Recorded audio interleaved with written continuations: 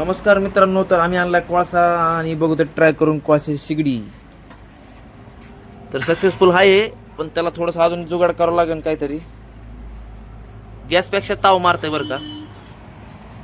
तेल गरम झालेलं आहे मस्तपैकी. बघा हा ताव हाणता येईल. पूर्ण कोळशाची बुकटी केलेली बघा. आम्ही जेवढा कोळसा ठासून भरला होता तेवढी बुकटी केलेली कोळशाची त्यांनी. एक 5 मिनिटात ते 5 ते 6 मिनिटात. आणि हे कोळसा आणलेला बघा. असल्या क्वालिटीचा कोळसा आहे बघा. बघू शकता तुम्ही कोळशाची क्वालिटी, दमदार क्वालिटी. 31 रुपये किलो आहे कोळसा. तर आता ट्रायल घेतला आम्ही शिगडीचा, कोळशावरच्या शिगडीचा ट्रायल.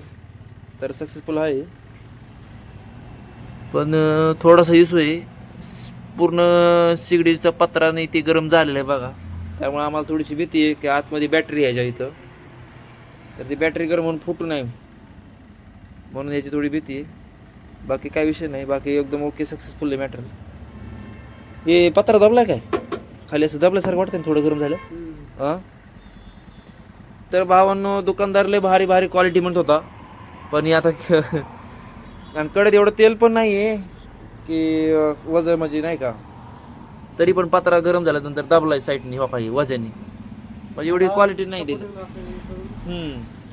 तर आता आम्ही डोकं काय लावणार आहे, त्याला एक फ्रेम तयार करून घेतो अशी, आणि त्याच्यावर कडे मांडतो, आणि जेणेकरून आम्हाला त्याच्यात कोळसा पण टाकता येईल. तर सध्या तसं जुगाड चालू आहे आमचं. तर बघू, चालायला कवर पण चालतंय.